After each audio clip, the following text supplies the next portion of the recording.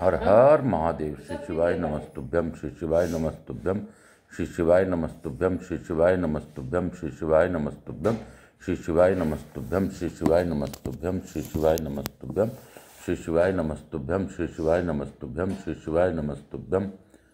आज दिनांक 14 दिसंबर 2024 मैं प्रथम पूज्यदेव गणपति गणेश जी महाराज का आह्वान करता हूँ तथा उनसे प्रार्थना करता हूँ कि इस कथा स्थल पर रहकर प्रथम पूजता स्वीकार करते हुए अपना आसन ग्रहण कर आवाहित समस्त देवी देवताओं को आने का मार्ग दें। मैं यहाँ के स्थान देवता, वास्तु देवता, ग्राम देवता, क्षेत्रपाल देवता तथा धनबाद क्षेत्र के देवी देवता तथा इस मंगल कुंज के देवी देवताओं का आह्वान करता हूँ। मेरी कुल देवी केशर सती माता तथा अपने श्रोताओं के कुल देवता कुल देवी का आह्वान करता हूँ। मैं यहाँ के सभी देवी देवताओं का आह्वान करते हुए भगवान विष्णु जी का ध्यान करता हूँ, शनिदेव का ध्यान करता हूँ और हनुमान जी महाराज का ध्यान करता हूँ, रामचंद्र जी महाराज का ध्यान करता हूँ और मेरे इष्ट देव भोलेनाथ मैया पार्वती का मनन करता हूँ। मैं उनसे मैया पार्वती और भोलेनाथ से प्रार्थना करता हूँ कि गौर बिंदरवा का आसन ग्रहण करें और भावपूर्वक इस कथा का श्रवण कर हम मुझको कृतार्थ करें, हम सब ऊपर कल्याण करें। हे बाबा, इस सृष्टि में आपके सिवा कोई भी मेरा नहीं है। आप ही मेरे देवता हैं, आप ही मेरे प्रभु हैं, आप ही मेरे तारनहार हैं और आप ही जगत के कल्याण कारक हैं। बाबा, यह जो रिश्ता है सब आप ही के रूप हैं। माता, पिता, भाई, बेटा, पत्नी सब आपके ही द्वारा दिए हुए रूप हैं और सभी रूपों को मैं नमन करते हुए मनन करते हुए आपसे प्रार्थना करता हूँ कि आप इस गौर बिंदोरा के रूप में इस कथा का श्रवण कर सभी को कृतार्थ करें। मैं स्कंद कुमार, स्कंद देव कुमार कार्तिकेय से भी प्रार्थना पूर्वक अनुरोध करता हूँ कि इस भावपूर्वक कथा में पधार कर हम सभी लोगों को कृतार्थ करते हुए सभी काम को इस कथा को समझ में आए ऐसी कृपा कीजिए। मैं आकाश राजगढ़िया बंसल गोत्र उत्पन्न हम उमा शंकर नारायणी देवी कांता राजगढ़िया का पुत्र आचार्य संगीत कृष्ण जी महाराज सांवरिया बाबा मेरे गुरु। मैं अपने गुरु को मनन करते हुए गुरु आज्ञा लेकर आज की कथा प्रारंभ करता हूँ। हे गुरुदेव, गुरु बिना ज्ञान कहाँ से आए हो और गुरु नहीं तो ईश्वर नहीं, यह सत्य है और इसके बिना ईश्वर की प्राप्ति भी नहीं है। आपने मुझे अपना शिष्य बनाकर मुझे कृतार्थ कर दिया। हे गुरुदेव, आप आज्ञा दीजिए, आज्ञा देकर इस कथा को आगे के ले जाने के लिए मुझ पर कृपा कीजिए। हे भगवान भोलेनाथ, आपको मैं मनन करते हुए आज की कथा गुरु आज्ञा लेकर प्रारंभ करता हूँ। काल हरा, दुख हरा, दारिद्र हरा, कष्ट हरा, हर हर महादेव, शंभो शंभो।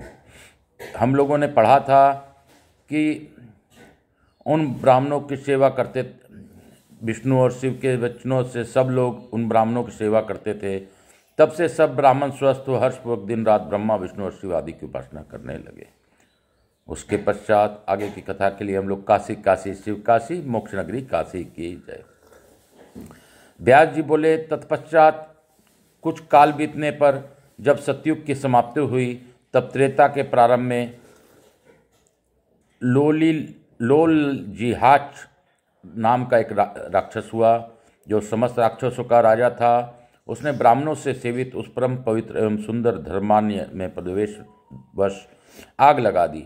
अपने नगर को जलते देख वे श्रेष्ठ ब्राह्मण भाग खड़े हुए। तब श्री माता आदि देवियाँ क्रोध में भरकर उस राक्षस को फटकारती हुई उस पर प्रहार करने लगी। राक्षस ने उन देवियों को देखकर भयंकर सिंहनाद किया। उस समय धर्मान्य में बड़ा भारी कोलाहल मच गया। उसे सुनकर इंद्र ने नलकुबर को भेजा। नलकुबर वहां गए और श्री माता तथा जो लोल जिहाच में जो महान युद्ध चल रहा था उसको उन्होंने देखा। जैसा देखा वैसा ही इंद्र को आगे निवेदन किया। यह समाचार सुनकर भगवान विष्णु सुदर्शन चक्र लेकर सत्यलोक से पृथ्वी पर आए। धर्मान में पहुंचकर उन्होंने चक्र चलाया। तब लोल जिहाच राक्षस मूर्छित होकर पृथ्वी पर गिर पड़ा और प्राण त्याग कर परम धाम को चला गया। देवता और गंधर्वों ने हर्ष से भरकर जगदीश भगवान विष्णु का स्तवन किया। उस नगर को उजड़ा हुआ देख भगवान विष्णु ने कहा, ऋषियों के आश्रम में निवास करने वाले वे सब ब्राह्मण कहाँ हैं? देवताओं और गंधर्व ने इधर उधर भागे हुए ब्राह्मणों को खोज निकाला तथा इस प्रकार कहा, ब्राह्मणों, उस अधम राक्षस को भगवान वसुदेव ने अपने चक्र से काट डाला है। यह सुनकर ब्राह्मणों के नेत्र से हर्ष खिल उठे और उन सब ने अपने अपने स्थानों में प्रवेश किया तथा भगवान श्री लक्ष्मीपति ने से कहा, प्रभु, आपने सत्यलोक में आकर ब्राह्मणों के हित के लिए इस मंदिर रूपी नगर की पुनः स्थापना की है, इसलिए संसार में यह सत्य मंदिर के नाम से विख्यात होगा। सतयुग में यह धर्ममान्य था, त्रेता में इसका नाम सत्य मंदिर होगा। भगवान विष्णु ने तथास्तु कहकर उसकी प्रार्थना स्वीकार की।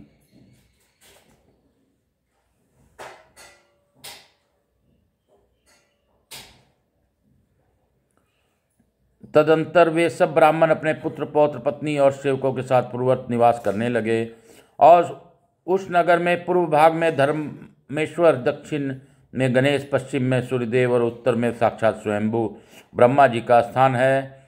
युधिष्ठिर जी ने कहा, पूछा, महाभाग गणेश जी को किसने स्थापित किया? व्यास जी बोले, महाराज, पूर्व काल में सब देवताओं में धर्माने में दुर्गा जी के पुत्र गणेश जी को स्थापित किया था।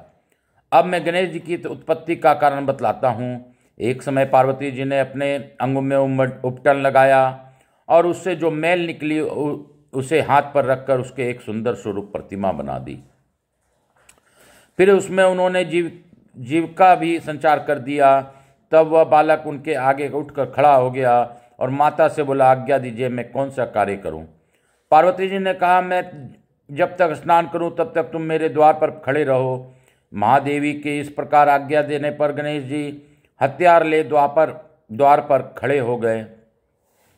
इसी समय महादेव जी आए और उन्होंने घर के भीतर प्रवेश करने का विचार किया, किंतु द्वार पर खड़े हुए बालक ने उन्हें भीतर नहीं जाने दिया। इससे महादेव जी कुपित हो उठे और दोनों पिता पुत्र में परस्पर युद्ध होने लगा। महादेव जी ने त्रिशूल से उस बालक का मस्तक काट डाला। अपने पुत्र को मरकर गिरा हुआ देख पार्वती जी फुट फुट कर रोने लगी। पार्वती जी के दुखी देखकर भगवान शंकर को बड़ी चिंता हुई। इतने में ही उनकी दृष्टि वहां आए हुए गजासुर पर पड़ी। उस महादैत्य को देखकर भगवान शंकर ने उसे मार डाला और उसका मस्तक लेकर पार्वती के बनाए हुए बालक के धड़ से जोड़ दिया। तब वह बालक उठकर खड़ा हो गया। शिव जी ने उसका नाम गजानन रखा। फिर सब देवताओं और मुनियों ने मिलकर गणेश का स्तवन किया। देवता बोले, भगवान, आपको नमस्कार है। आप देवताओं के ईश्वर तथा गणों के स्वामी हैं। आपको नमस्कार है। गजानन, आप महादेव जी के भी अधिक देवता हैं। आपको नमस्कार है। गणाध्यक्ष, आप महाभक्ति प्रिय देवता हैं। आपको नमस्कार है। इन सब शुभ स्तोत्रों द्वारा स्तुति करने पर गणों के स्वामी गणेश जी अत्यंत प्रसन्न होकर इस प्रकार बोले, देवताओं, मैं तुम पर बहुत संतुष्ट हूँ। तुम कोई मनोवांछित वस्तु मांगो, मैं तुम्हें देता हूँ। देवता बोले, महाभाग, आप यहीं रहकर हमारा कार्य साधन करें। धर्मान्य में रहने वाला ब्राह्मण, वैश्य जन, धार्मिक पुरुष तथा वर्णाश्रम से भिन्न मनुष्यों का भी आप सदा संरक्षण करें। आपके प्रसाद से यहाँ के ब्राह्मण और महाबली द्वेष्य सदा धन और सुख से संपन्न हो। जब तक सूर्य, चंद्रमा और पृथ्वी रहे तब तक आप यहीं रहकर सबकी रक्षा करते रहें। गणेश जी ने एवं अस्तु कहकर उनकी प्रार्थना स्वीकार की। तब देवताओं ने हर्ष से भरकर गणेश जी का पूजन किया। संसार के दूसरे लोगों ने भी विघ्न निवारण के लिए उनकी पूजा की। इसलिए गणेश जी विवाह, उत्सव और यज्ञ में पहले पूजित होते हैं। धर्मान में रहने वाले लोगों को वे सर्वदा प्रसन्न रखते हैं। बोलो शंकर भगवान की जय। बोलो गणेश जी महाराज की जय। काशी काशी शिव काशी, मोक्ष नगरी काशी की जय। आज की कथा इसी अध्याय के साथ हम लोग यहीं पे समापन करेंगे और कल आगे की कथा के लिए मैं प्रयास करूंगा। बाकी मेरे भोलेनाथ की इच्छा। और सभी को मनन करते हुए मैं प्रवास में हूँ। प्रवास में रहकर कथा मेरे बाबा ही मुझसे करा रहे हैं, नहीं तो बाबा की मर्जी के बिना पत्ता नहीं हिलता। मैं बाबा को नमन करते हुए यहाँ समस्त देवी देवताओं को मनन करते हुए मैं लघु आरती करता हूँ। कपूर गौरम करुणावतारम संसार सारम भुजगेंद्रहारम सदा वसंतम हृदयारविंदे भवम भवानी सहितम नमामि। श्री राम जय राम जय जय राम, श्री राम जय राम जय जय राम, श्री राम जय राम जय जय राम, श्री राम जय राम जय जय राम, श्री राम जय राम जय जय राम। मातृदेवो व पितृदेवो व सब पितृदेवताभ्याम नमो नमः। मैं गणेश जी महाराज, लक्ष्मी जी महारानी, रिद्धि सिद्धि शुभ लाभ कुबेर जी महाराज से अनुरोध करता हूँ कि आप हमारे यहाँ निवास रहकर अखंड कृपा बनाए रखें। आवाज समस्त देवी देवताओं से मनन करते हुए धन्यवाद देता हूँ कि उन्होंने भावपूर्वक इस कथा का श्रवण किया। गणेश जी की उत्पत्ति की अद्भुत कथा हम लोगों ने स्मरण की। धर्मानीय क्षेत्र का सत्य क्षेत्र कैसे हुआ यह जाना, और किस प्रकार आगे की कथा हम लोगों ने जानी।